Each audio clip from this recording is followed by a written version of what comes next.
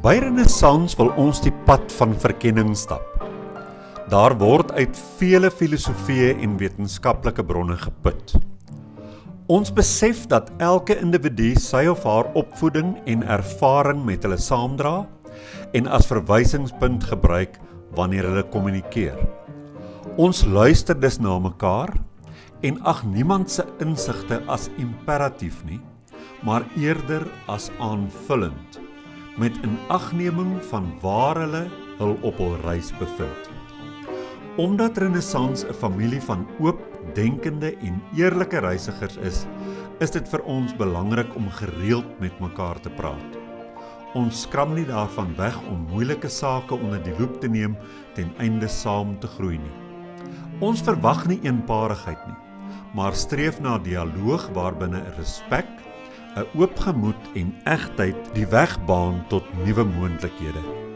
Dit beteken natuurlik dat ons nooit finale antwoorde kan hê nie, want ontdekking en groei voorveronderstel mekaar. Daarom wil Renaissans 'n veilige ruimte wees vir mense wat verken. Ons weet dat daar in alle tradisies waarheid te vind is. Daarom poog ons om ons ontginnings daaruit met eerbied en respek te doen, op soek na dit wat universeel en vir ons van waarde is. Ons waardes word gekenmerk deur openheid, egtheid, liefde en nederigheid en bovenal om nie te veroordeel nie.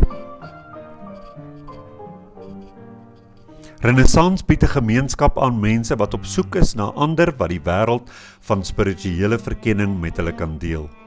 Of dit 'n fisiese gemeenskap is waarna jy op soek is, en of jy virtueel wil deelneem, Renaissans maak ruimte vir beide. Jy gaan nou luister na 'n opname van een van ons byeenkomste. Jy's welkom, neem deel, plaas jou kommentaar, geniet hierdie ervaring saam met ons.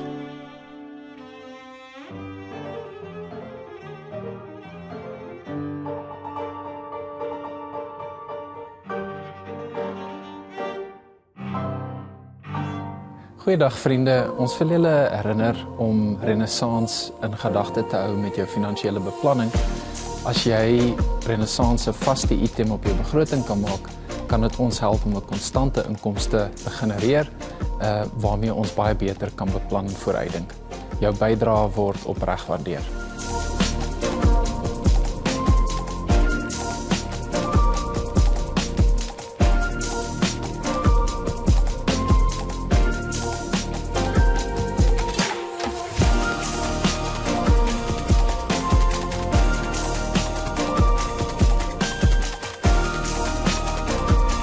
Vanoggend praat ek oor wie die stuurwiel vashou. Ek wil gou weer iets sê soos verlede week net voordat ek begin praat, en dit is wanneer ons wil groei, en destyds het 'n ou nou gesê geestelik, as jy wil persoonlik groei, dan het ons gesê, jy moet nie werk aan jou vrug nie. Jy sal self die vrugte dra. Jy moet net jou gees kultiveer, en dit beteken jou verhouding met God moet jy aanwerk, met Jesus moet jy aanwerk. En toe ek in Renaissans gekom het ek ook gehoor hoe mense vir my sê dat hulle nie hou van praatjies wat gaan oor hoe jy moet werk aan gedrag nie. Want dis om die vrugte te probeer aan die boom hang, het een persoon vir my gesê. En ek het baie respek vir daai uitgangspunt. Maar ek dink dit is gedeeltelik waar. Ek dink die groot ding wat ons moet onthou is, as ons praat van 'n metafoor soos dat jy moet groei of jy's 'n boom wat vrugte dra, ons is nie bome nie. Dis net 'n metafoor en dit kan iets beskryf van die werklikheid van mens wees, maar dit kan nie alles beskryf nie. Ons is mense en ons gedrag spruit voort uit houdings en keuses en so meer, en daai goed verander as ons denke verander. En as jy met jou denke werk, werk jy met jou brein. So daar's baie selfwerk om te doen as dit gaan oor gedrag en dit wat ons elke dag met ons lewens doen. En daarom vra ek nou hierdie vraag.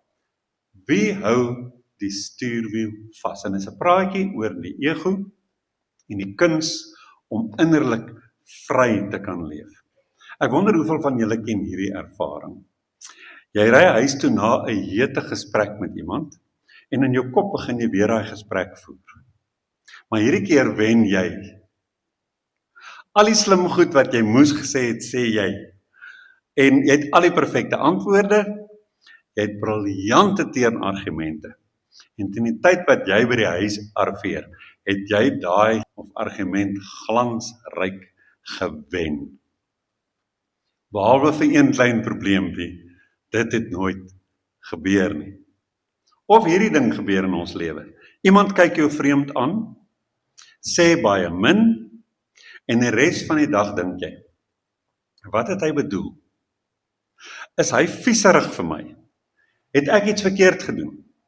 En teen die aand het jou brein al 'n hele roman geskryf. 2 dae later ontdek jy, hy het verskriklik tandpyn gehad daai oggend. En dit klink komies, en 'n mens kan daarvoor glimlag, maar ons herken onsself daarin. En hierdie goed laat vir my 'n interessante vraag ontstaan vanoggend. Wie is die storieverteller, daai een wat daai roman skryf, binne in my? Wie is die stem wat voortdurend besig is om vir my die wêreld te verduidelik? Wat alles persoonlik opneem, wat alles haastig beoordeel, wat interpreteer en altyd seker maak dat ek die hoofkarakter van elke toneel bly. Ek wil vandag voorstel, en dit is nie 'n baie briljante voorstel nie, dis so algemeen soos nog iets, dat daai stem die ego genoem kan word. En nee, ek praat nie nou van arrogansie of selfwaan nie. Ek praat van iets wat elke mens het, ek en jy, almal van ons. En hier is die ding. Die ego is nie ons vyand nie. Dis die eerste misverstand wat ek baie dikwels voel in gesprekke uit die weg geruim moet word. Die ego is nie boos nie. Hy probeer ons nie vernietig nie. Hy probeer ook nie ons diepgang vernietig nie. Inteendeel, die ego probeer maar net vir jou beskerm. Hy wil hê jy moet veilig wees, aanvaar word, gerespekteer word, liefgehê word. En is eintlik alles baie mooi werk wat die ego doen. Maar soos met baie goeie dinge, kan hy dit maklik oordoen. Sien jou ego vanoggend as 'n sekuriteitswag. Sy werk is belangrik. Hy hou gevaar dop. Hy sluit saans die deure. Hy beskerm jou. Maar stel jou voor, daardie sekuriteitswag begin op 'n dag vir hom verbeel, hy is die hele gebou. Nou besluit slegs hy wie mag inkom en wie nie. Hy begin oral vyande raak sien. Hy raak agterdogtig. Hy sluit al hoe meer deure toe. Later leef jy soos 'n gevangene, nie omdat die sekuriteitswag boos is nie, maar omdat hy vergeet het wat sy werklike rol is. Die ego is 'n uitstekende wag. As jy wil grens hê, die ego is 'n uitstekende wag, maar hy's 'n verskriklike koning. Ek moet dit uit eie ervaring vanoggend erken en ek gaan 'n bietjie autobiografies praat vandag. Ek was 26, 'n jong predikant, die jongste van my kerkraad. Dit was 1988. Daar was 2 groepe in die gemeente. Die een was baie tradisioneel en die ander meer vrydenkend en eie tyds. Die tradisioneles was die stigters van die gemeente. Hulle het my daagliks daaraan herinner en na hulle kant toe probeer oorwen en alles wat nuwerwets is uit die kerk probeer weer. Ek het gevoel soos die verligtes, maar ek was vir almal lief. Maar baie gou het daar in my 'n ding gebeur, ek het die mense wat gesê het ons is die stigters en ons is meer konservatief en behoudend en my probeer manipuleer het, ek het hulle begin demoniseer. Ek het nie met hulle ideologie saamgestem nie en het later al meer boosheid in hulle handelinge en in hulle houding en in hoe hulle gevoel het oor die bediening begin inlees. Ek het nie 'n pad probeer vind waar ek al 2 groepe bymekaar kon kry en ons 'n middeweg kon volg nie. Wat in my gebeur het is, die sekuriteitswag het oorgeneem. Ek het nie net teen hulle standpunt besluit nie. Dit kon ek in 'n mooi gees miskien doen en 'n paar toegewings maak. Maar ek het 'n oordeel oor hulle as mense gevel, begrond op hoe hulle gevoel het oor kerk. Ek het besluit, hulle is lelik. Hulle is ontoegeeflik. En dit was 'n uitspraak oor wie hulle was, terwyl ek al die voordeel gegee het aan die ander groep, wat ewe ontoegeeflik en ewe skerp was wanneer hulle standpunt gestel het. Maar dat iets in my siege gebeur, die sekuriteitswag het sy werk oordryf. Ek kon nie hierdie mense vind nie. Ek kon nêrens aansluiting vind nie. Ek het nooit probeer nie. Ek het net die verligte styl van bediening, as die vlag gewapper. Onder dit het baie goed uit my eie ego geskuil. Ek was eintlik besig om 'n geveg te wen teen mense wat ek gevoel het my klein wil hou. Dit het baie meer oor Philip gegaan as oor die saak. Vandag, jare en jare later, sien ek dit in myself raak. My seker wees was baie meer as 'n seker wees van die noodsaak aan vooruitgang en nuut dink en al die goed wat ek en julle ook so voorstaan om progressief te wees. Ek het die hele tyd vir myself aan my kognitiewe verskoon deur te sê, hierdie is 'n belangrike saak. Maar vir 'n 26-jarige het dit oor baie dieper goed gegaan wat ek later jare eers kon verstaan. Die ego leef van stories. Hy leef nie van feite nie. Die ego leef nie van waarheid nie. Die ego leef van die storie wat hy skryf, terwyl jy soms nie eers mooi weet dat hy daarmee besig is nie. 'n Skrywer skryf dikwels in 'n toestudeerkamer. En dit is wat hierdie romanskrywer in my en jou ook doen. Hy doen dit daar, waar jy dink jy's met iets anders besig, is hy eintlik besig om die verhaal te skryf. Kom ons neem 'n ander eenvoudige voorbeeld. Jy stuur vir iemand 'n boodskap, sy lees dit. Blou merkies. Maar daar kom nie 'n antwoord nie. Dis later middag. Wat is die feit? Net dit. Sy het jou nog nie geantwoord nie. Dis die feit. Jy weet letterlik nie wat skuil agter daai 2 blou merkies nie. Maar wat doen hierdie ego? Hy begin skryf. Sy ignoreer my. Ek het haar seker laasweek ontstel toe ons brug gespeel het. Hy stel glad nie meer in my belang nie. Ek het geweet niemand hou van my. Hoeveel van hierdie 3 sinne is feite? Nie een nie. Dis al 3 stories en tog reageer ons op hierdie storie asof dit die werklikheid is. Ek dink een van die belangrikste ontdekkings van enige volwasse mens se lewe is wanneer jy besef, ek leef nie net in die wêreld waar die dinge gebeur nie, ek leef ook in my verhaal van die wêreld en oor die dinge wat gebeur. Ek leef in my storie. En dis 2 verskillende dinge. 2 mense beleef presies dieselfde gebeurtenis. Die een sê, hy het my verneder. Die ander sê, hy het seker 'n baie slegte dag gehad. Dis dieselfde gebeurtenis, maar 2 verskillende verhale wat geskryf word, en daardie verhaal bepaal uiteindelik hoe ek voel en wat ons volgende gaan doen. Dit beteken natuurlik nie dat feite vir ons onbelangrik is nie. Ek probeer nie maak asof ons net storiemense is nie. Feite is vir ons belangrik, maar selfs daardie feite bereik ons brein deur 'n filter wat vol herinneringe is, vol vrese is en vol verwagtinge. Ons kyk nooit heeltemal sonder 'n lens na enige feit nie. Die beste wat ons dus kan doen, terwyl ons dit weet, is om te probeer onderskei tussen wat werklik gebeur en wat ek vir myself vertel oor wat gebeur. En hier is vanoggend die eerste stuk praktiese gereedskap wat ek vir ons wil gee. Wanneer iets jou ontstel, vra 3 vrae. Die eerste een is, wat hier is die feite? Net dit. Nie my interpretasie nie, en jy sê dit ook vir jouself. Wat hier is net feite. En dan bly jy stil.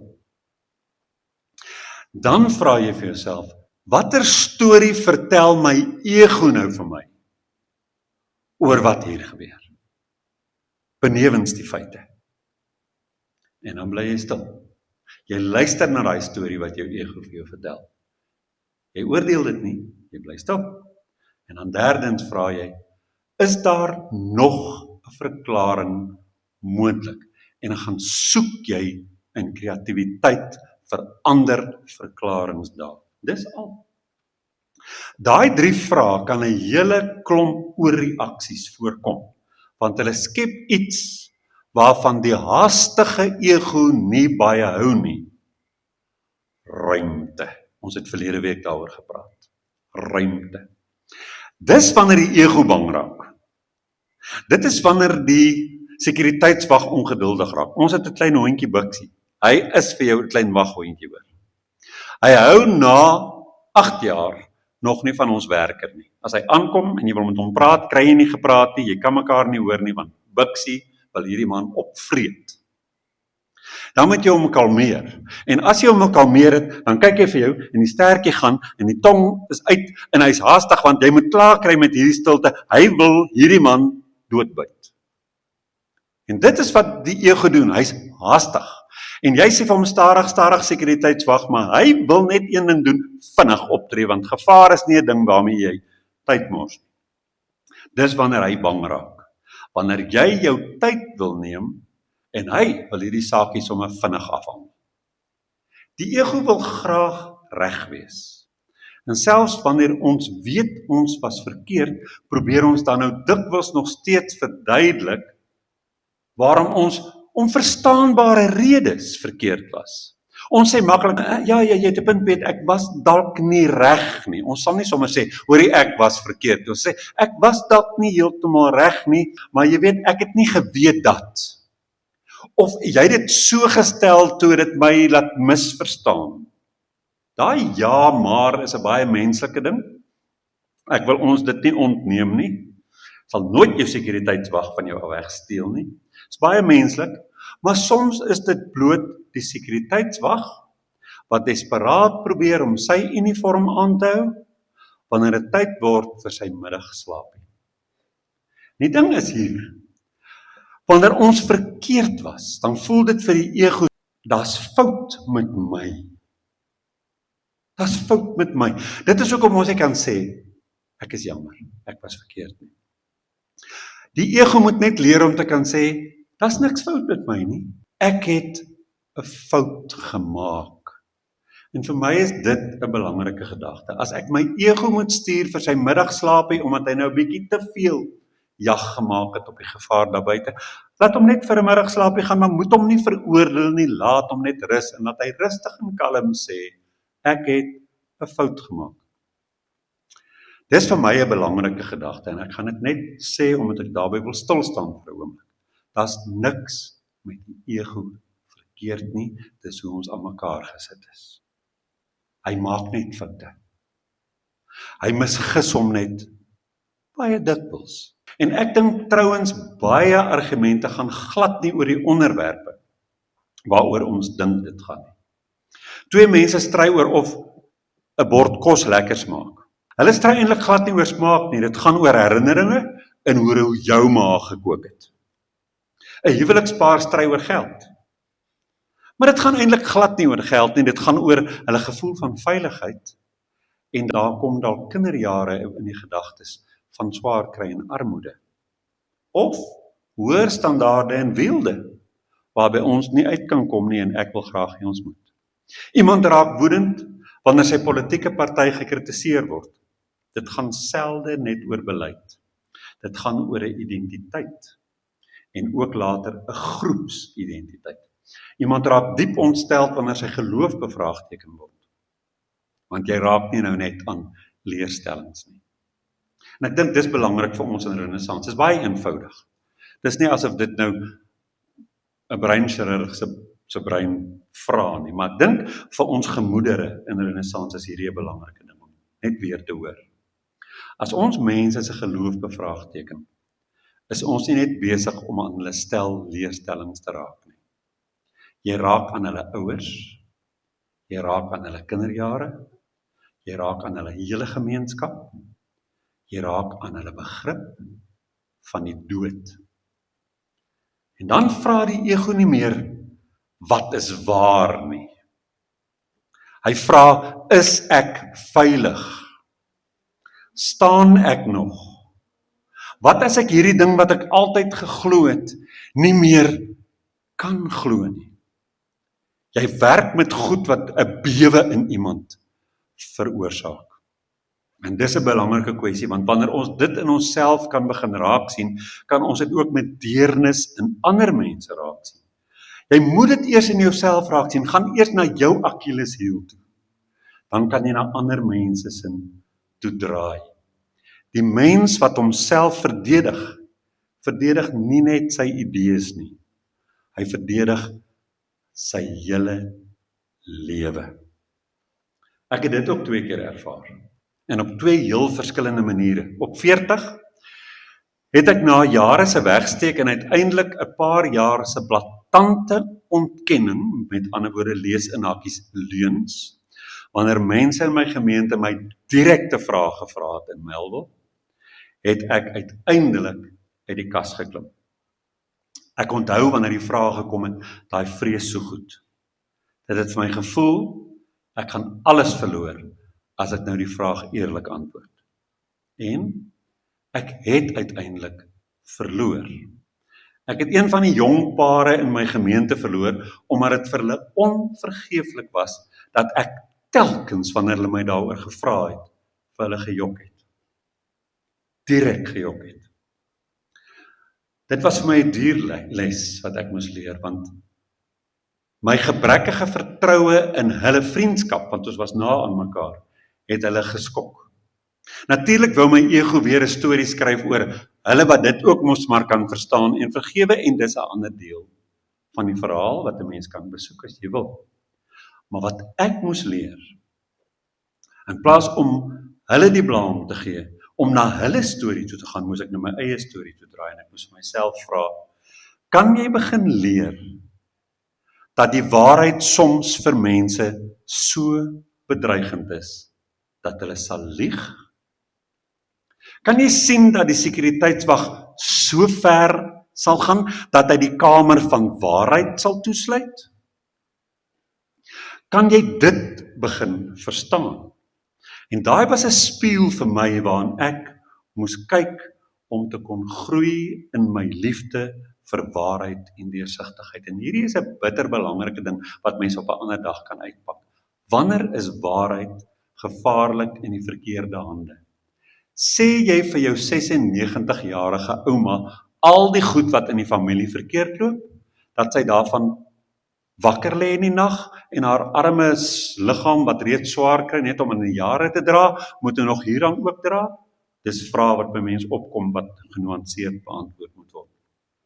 Maar vir 'n jong, sterk mens, as jy jou lewe moet bou op die pilare van leuns en ontkenning, dan stel jy uiteindelik maar net die verlies uit, want die waarheid het maar 'n manier om altyd sterker te wees as jou behouding deur middel van leuns.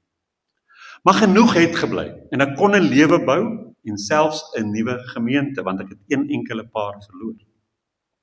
Die wonderlike skokontdekking vir my was, en dit was wonderlik, was dat ek nie veilig was toe ek weggekruip het nie. Maar dis eers toe ek myself met trots aanvaar het, dat ek mense in my ruimte kon innooi met volledig wie ek is, en hulle kon begin gemaklik voel en tuis voel by my. En my eie ma het gesê, toe jy begin trots wees op wie jy is, toe was ek ook nie skaam oor my gay seun nie. Dit was 'n interessante dinamika. Jare later toe beleef ek weer dieselfde ding, in 'n ander gedaante, ook in Melville. Toe ek deur 'n proses van dekonstruksie begin gaan van wat ek glo toe het ek bitter baie verloor. Hier het ek bykans my hele gemeente verloor, amper almal. Maar hier het ek iets geleer wat ek die eerste keer nie geweet het nie, en dit is om nie in vrees en 'n wegduinsende reaksie te leef nie. As die vraag gekom het, het ek hulle reguit geantwoord. Eerlik geantwoord. Ek het duidelik gesê wat ek glo, sonder om my hart toe te maak vir mense wat anders glo. Daar het so 'n fase gekom. Ek het probeer diplomaties wees, maar later dan word mens mos maar weer eens moeilik met mense wat moeilik is, want hulle wil nie saam met jou progresseer nie. Maar daar was mense wat saam met my die pad gestap het, en ons kon nie begin dink. En ek leef vandag steeds in 'n Christen familie, en ek moet dit vir julle sê, dis nie vir almal ewe maklik nie. Ek en Johanna daaroor gepraat in die week wat verby is. My familie is konsepmense. Sy familie is party doppers en party is in die Pinksterkerk, en hulle kom goed klaar, want waaroor praat hulle? Oor beeste en blomme en tuin en reën en ma en pa in die verlede en so. Ons is nie so nie. Ons familie is filosofies en ons praat oor geloof. En dit word kort 'n hengse ding. Jy voel hoe wil die temperatuur in die vertrek warm word. Ek leer daagliks, en dis hoekom ek dit vir julle sê. Ek leer met elke gesprek met my familie hoe om hierdie pad te navigeer dat my ego nie sal doen wat hy toe die tyd in Babsfontein gedoen het nie. Waar ek hulle respekteer, maar nie doekies omdraai oor wat ek glo nie, en nie vir 'n oomblik probeer om van hulle te verwag om oor te stap na waar ek is nie. En die ding is, elke keer in daai gesprek, moes ek dadelik vir myself sê, wat kies jy nou om met hierdie gesprek te maak? Dis wat ek vanoggend oor praat. Dis om vir Bixie te sê, Bixie, hou op blaf, ek wil praat. Ons wil mekaar hoor. Hou op blaf. En elke keer probeer ek nader kom aan die punt waar 'n argument nie gewen hoef te word nie, sodat liefde kan bly. En hierdie liefde in my familie is besig om sy onvoorwaardelike karakter bietjie vir bietjie aan ons te openbaar, maar dis harde werk, want die ego is baie haastig. Dink gou aan 'n kleuter wat 'n toring met blokkies bou. Hy werk lank aan hierdie toring, hy bou en hy pak dit op mekaar, en hier is hierdie pragtige toring, dan kom sy boetie, en hy stamp dit om. Hierdie kind begin huil. Ons glimlag daarvoor, want dis nou kinders, en dis nou blokkies, en hoekom noem ek dit nou vanoggend, maar ons is glad nie anders nie, dis dieselfde sielkundige ding wat daar werk. Ons bou net nie meer met torings nie. Ons bou met oortuigings, met status, met ons beeld van onsself, met ons storie van die wêreld. En wanneer iemand daaraan raak, dan kan ons presies net soos hierdie kleuter reageer. Net in baie groter woorde. Ons is gelukkig baie meer as enige van ons stories en enige van ons gedagtes. En dis daai ding wat daai kind nog nie weet nie. Hy's nie die toring nie. Hy het die toring gebou, hy kan hom weer bou. As groot mense kan ons dit besef. As my toring val, of hy bedreig word, dan bou ek weer. Dalk beter hierdie keer. Ons is gelukkig meer as enige een van ons gedagtes of konsepte.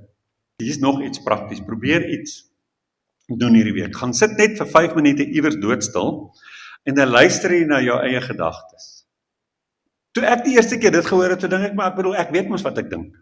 Maar dis anders om te weet wat jy dink en te dink jy weet wat jy dink, as om te gaan stil sit en agter te kom, wat dink jy? En daarna te luister asof dit 'n radio is wat aangeskakel is. As jy dit so sien as 'n radio waarna jy van 'n afstand af luister, dan hoor jy kommentaar, jy hoor herinneringe, jy hoor vrese, jy hoor vergelykings. Daar speel partykeer 3 programme gelyk in jou kop, die stasies kry. Maar jy sit op 'n afstand en jy luister en jy hoor. Die meeste van ons het nog nooit geleer om met gespitste ore na ons eie gedagtes te luister. Ons glo hom net, die oomblik as hy kom. Hy gedagte kom, daai vriendin hou nie baie van my nie. Onmiddellik, dis waar. My kind bel my nie baie nie, sê ek dink my kind het 'n probleem met my wat sy nie wil bespreek nie. Dis waar. Wat sou gebeur as ek vir 'n oomblik sou sê, dis net 'n gedagte? Dis al wat jy sê. As jy dit dink, daai negatiewe ding, wat jou nou gaan omkrap, dis net 'n gedagte. Dis net 'n gedagte. Nie dis verkeerd nie. Jy oordeel dit nie. Jy sê net, my gedagte oor hierdie werklikheid is nie die werklikheid self nie.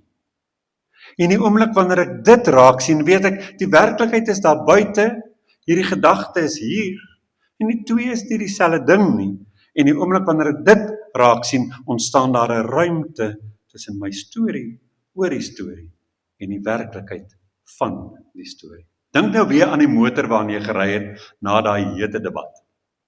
Jy hoor die engine, maar die motor is nie die engine. Jy hoor die bande op die pad, maar die motor is nie net sy bande nie. En net so is ek en jy, ons het gedagtes, ons het emosies, ons het herinneringe, ons het vrese, ons het stories, maar nie een van daai goed is die som totaal van wie jy is. As ek my woede kan raak sien, my ontsteltenis kan raak sien, my omgekraptheid kan raak sien, my storie kan raak sien, dan beteken dit nie my storie verdwyn nie. Dit beteken nie my omgekrapte emosie verdwyn nie. Dit beteken net ek besef op daai oomblik, dis daar, dis nie die werklikheid nie. En dit is ook nie al wat ek is nie. Ek kan op 'n afstand daarna kyk. En dis daai klein ruimte wat jy skep tussen jou gedagtes, jou emosies, daai ruimte wat jy skep tussen jou en jou storie wat jy nou skryf, dis daar waar die goeters begin verander. Tussen dit wat met ons gebeur daar buite en dit wat ons volgende doen, is dit presies daai ruimte wat jy nodig het. Daai een waar jy gesê het, ek is nie hierdie goed wat ek dink en voel nie. En dit is allermins die werklikheid. So hier's werk om te doen. Waar doen ek daai werk? In die ruimte waar ek afstand kry. Partykeer is dit 'n paar sekondes as mens geoefen raak, en in ligter sake is dit 'n paar sekondes. Iemand sny vir jou in. Dis 'n ligte enetjie wat ons almal kry elke dag oefening. Iemand ry vir jou in en daar's daai prikkel, daar's 'n onmiddellike reaksie, jy druk die toeter, jy wil skel, jy wil versnel, maar jy het nou al geleer, want ons bestuur mos baie. Ag wat, jy weet. Dis hoe dit is. En dan ontstaan daar iets wanneer jy wag. 'n Keuse. Daar ontstaan 'n keuse. Jy kan dan steeds die toeter druk, want miskien moet jy iemand leer. Toby wil verskriklik graag 'n televisieprogram maak en hy's doodernstig, waarop hy mense leer bestuur. Want hy sê in Suid-Afrika ken mense nie padreëls nie. Hy sê hy wil dit doen. Miskien moet jy die toeter druk en saam met Toby vir die mense sê, hey, wat doen jy? En dit is 'n keuse. Dis nie meer 'n biksie gees van blaf en haastigheid. Persoonlike groei gebeur daar.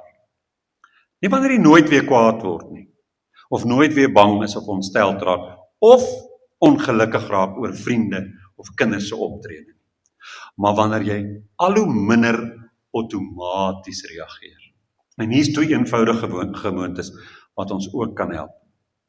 Wanneer jy byvoorbeeld in hierdie week emosioneel gaan raak, en dit gaan maar met ons almal gebeur. Wanneer jy hierdie week emosioneel raak en jy voel daai reaksie kom, stop. Wag net 5 sekondes, letterlik 5 sekondes. Ek het dit gedoen in hierdie week. Ek gaan nie sê wanneer nie, want ek gaan nie sê wanneer nie. Ek gaan nie alles van myself vir julle vertel nie. Ek het dit gedoen en ek het gehoor wat ek gehoor het en ek het besluit, wag. Ek wou iets sê, wag. Toe vra ek vir myself die vraag wat ek laas week gesê het ons moet vra. En dit was nou hierdie week nogal 'n ding in my kop. Wat probeer jy beskerm? Wat probeer jy beskerm? Wat probeer jy beskerm? Jou trots, jou beeld, jou behoefte om reg te wees. Jy sê nie, hoekom is ek nou alweer verkeerd nie? So jy besef jy wou nou iets doen wat jy nie moes doen nie, nou bly jy stil vir 5 sekondes en in daai 5 sekondes dan sê jy vir jouself, ai, is nou alweer jy met jou oorreaksie. Jy doen dit nie. Jy vra, wat wou ek beskerm? Want sien, hier's 'n ander belangrike ding. Dit help nie jy katasa die ego nie. Dit help nie jy sê vir hom, hoor jy was verkeerd, jy was nou weer oorhaastig nie. Jy moet uitvind waarom die ego so vinnig wou reageer. Wat is daaronder? Want dit is seer. Dit het pyn. Dit het 'n klomp liefde en aandag nodig. En dalk 'n stukkie ontwikkeling in perspektief. Maar die tweede moeiliker een wat jy kan doen hierdie week is dit, wanneer iemand jou kritiseer, moenie onmiddellik besluit of hy of sy reg is nie. Vra hierdie vraag. Is daar dalk 2% waarheid in hierdie kritiek? Want selfs kritiek waar 2% waar is, gee vir jou so 'n klein spieeltjie waar jy ietsie van jouself kan raak sien. En as daai 2% vir jou iets kan wys, al kom dit uit onregverdige kritiek, wat jy van jouself raak sien wat jy nie geweet het nie, dan het jy iets gekry. So wat gaan jy nou kies? Gaan jy hare kloof oor hoe onregverdig of regverdig die kritiek was en blind bly vir daai stukkie van jouself, of gaan jy iets oor jouself leer wat jou in 'n groeikurwe plaas? Ons kies so dikwels die stabiliteit in plek daarvan dat ons groei gaan kies. En ek moes dit leer toepas hier in julle midde, en dis my laaste storie van myself vandag. Toe ek hier kom, toe begin ek hoor mense sê, jy praat te veel. En toe sê die dagbestuur eendag vir my, hoor jy die mense sê, as jy reëlings tref met WhatsApps, praat jy te veel. Jy's net te veel. Kan jy nou dink as iemand dit vir jou sê, jy's nuut hier, jy's die nuwe leier, jy hoor dit. Kan jy dink wat wou dit was 'n sekuriteitswag met 'n uniform, dit was 2 brakkies, dit was baie goed wat in my opgestaan het. Nou, vat jy mos nou aan my. En ek moes dit hoor, en toe die volgende, hoor ek by 'n ander geleentheid, kan ons jou vra om minder met jou hande te praat. Jy's besig daarvoor. Praat net minder met jou hande. En iemand het gesê, ons weet jy was 'n AGS pastoor en jy stap op en af, en dis waar. Jy stap onder toe ook. En alles in my maak so. En dis een van daai momente van nou gaan ek groei, of hier kom oorlog. En ek sê toe eers, hoorie, ek wil nie hê julle moet my verander nie. Ek wil wees wie ek is. En die gesprek word net daar gestol. Iemand het vir my gesê, ek moet Flip Skutte se praatjies gaan kyk en dit nadoen. En sien hoe hy net sy stem gebruik. Toe se kwaad. Kyk, hierdie praatjie moet vanoggend werklik wees, anders is ons mos nie. Toe se kwaad. En ek praat met my vriendin Anina in Sandton, drink ons koffie. En sy kyk my so en sy vat my hand. Sy sê vir my, my liewe vriend, niemand vra vir jou om jouself te verander nie. Dis kommunikasie. Dis net 'n styl. Jy gaan dit doen, jy gaan dit regkry, sê sy vir my. Jy gaan dit regkry. En daar ontlont sy 'n ding in my ego en besef ek is nie my kommunikasiestyl nie. Ek bly Philip. Ek baat daarbey, ek leer vir die eerste keer om stil te staan op een plek en hoofsaaklik my stem te gebruik. En weet julle wat het ek later jare vir mense gesê? Ek het dit begin geniet. En weet julle wat het nog gebeur? My woordeskat het begin uitbrei. Ek het mooier begin praat, want ek het nou nie meer ander trucs nie. Ek moet woorde gebruik. Dit het my so laat groei.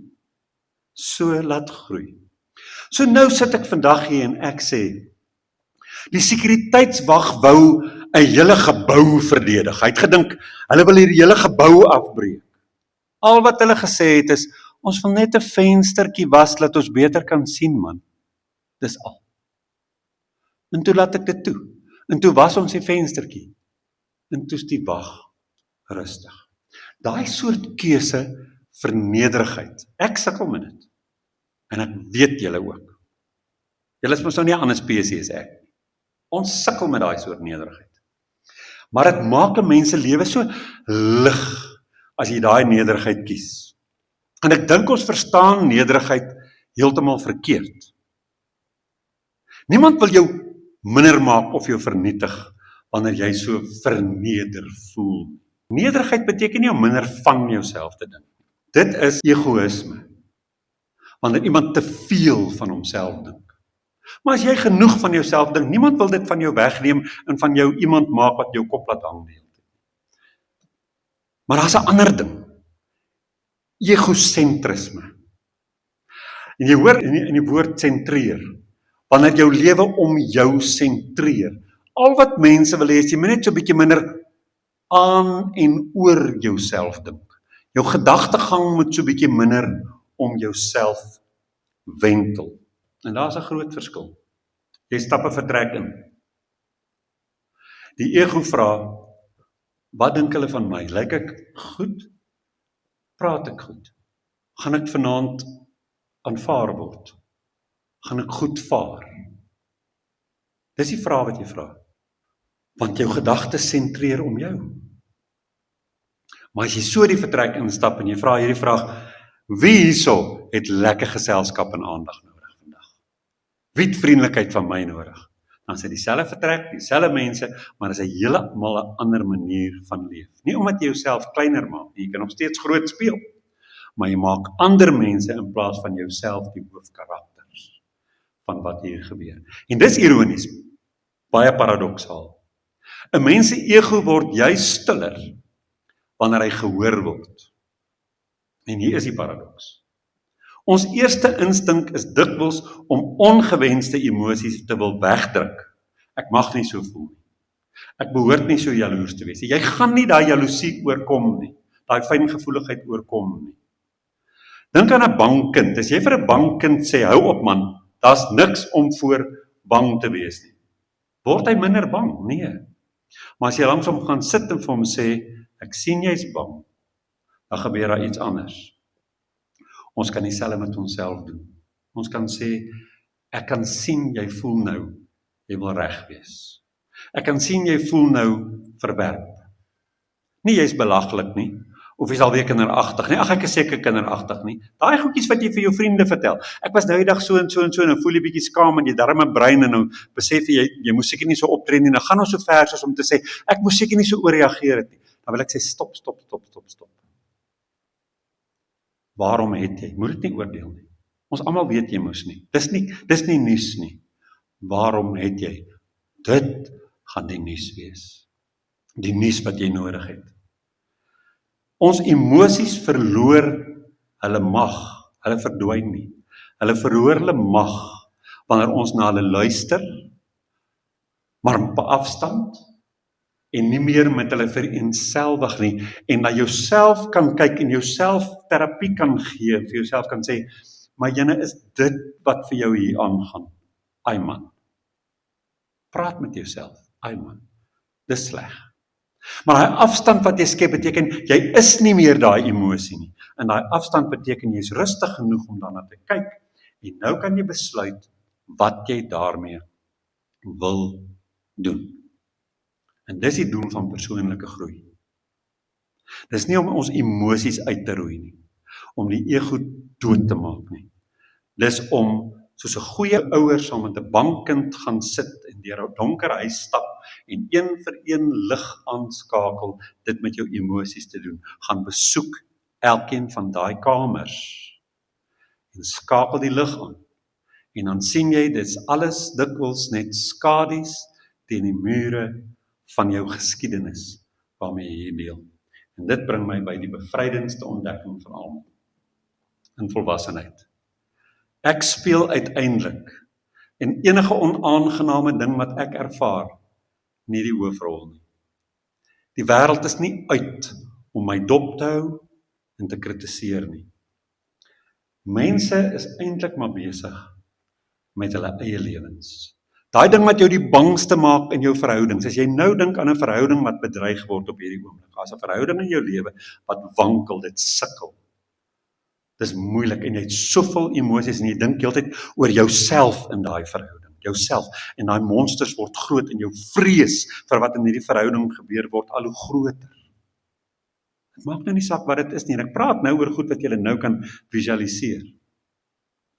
Daai verhouding, besef jy dat die persoon aan die ander kant is te besig met hulle self om jou so onder 'n vergrootglas te sit. Jy's nie vir hulle so 'n groot kwessie as wat jy dit maak nie. Jy kan regtig baie meer ontspan. Jy hoef nie alles wat sleg tussen jou en mense is, self en alleen te dra nie. So hoe lyk 'n mens as ons nou klaar maak? Hoe lyk 'n mens wat nie meer deur sy ego bestuur word nie? Hy is nie soos 'n heilige wat nooit kwaad word nie, hy word steeds kwaad. Maar sy woede hoef nie elke keer die stuurwiel te gryp nie. Hy word steeds gekritiseer, maar kritiek vernietig nie sy hele selfbeeld nie. Hy maak steeds foute, maar hy kan soms sê, ek was verkeerd sonder die, ja maar jy weet. Hy het nie al die antwoorde nie, maar hy is nie meer so bang vir die vrae nie.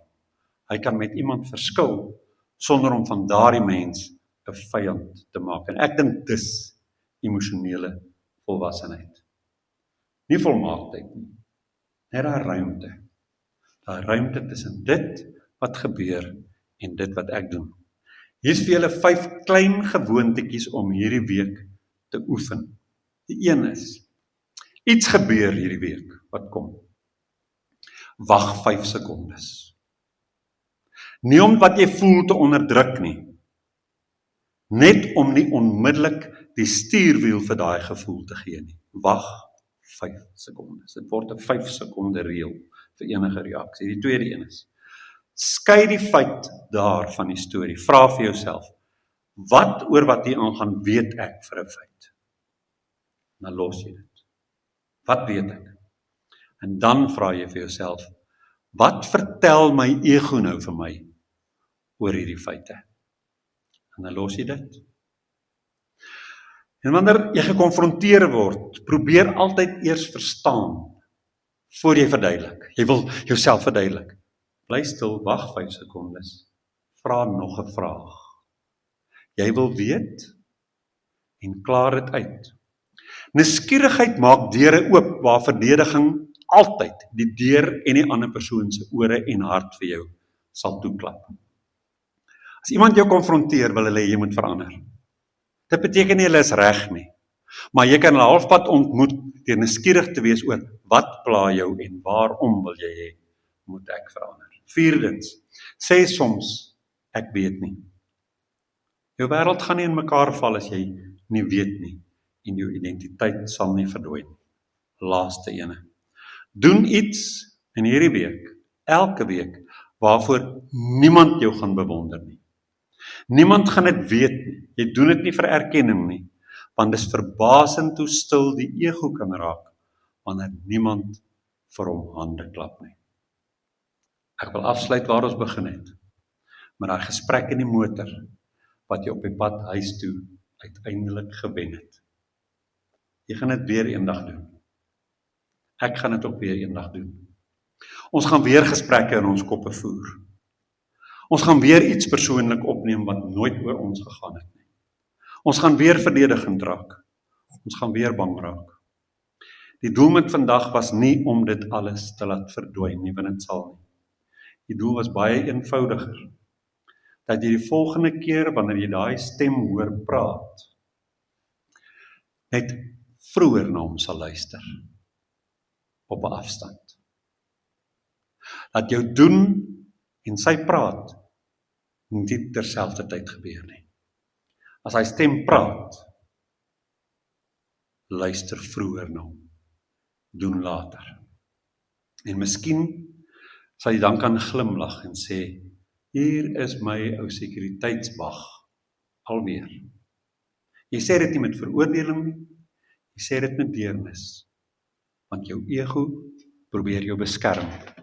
Hy het net nie al die feite nie, en selfs die feite wat hy het, sien hy deur die vensters van jou brose geskiedenis. Luister dus na hom. Hy waarsku jou soms vir werklike gevaar, maar onthou, hy is 'n sekuriteitswag en hy is so opgelei. Hy is nie die hele gebou nie. En dan, met daai wete in plek, kan jy jou hande weer rustig op die stuurwiel sit. Nie omdat die ego uit die motor geklim het nie, want hy ry nog saam, want hy is ook jy. En hy gaan waarskynlik môre weer kommentaar lewer. Maar hy hoef nie meer elke afdraaipad te kies nie. Dit was my storie. Goeiedag vriende, ons wil julle herinner om Renaissance in gedagte te hou met jou finansiële beplanning. As jy Renaissance 'n vaste item op jou begroting kan maak, kan dit ons help om 'n konstante inkomste te genereer, waarmee ons baie beter kan beplan en vooruitdink. Jou bydrae word opreg waardeer.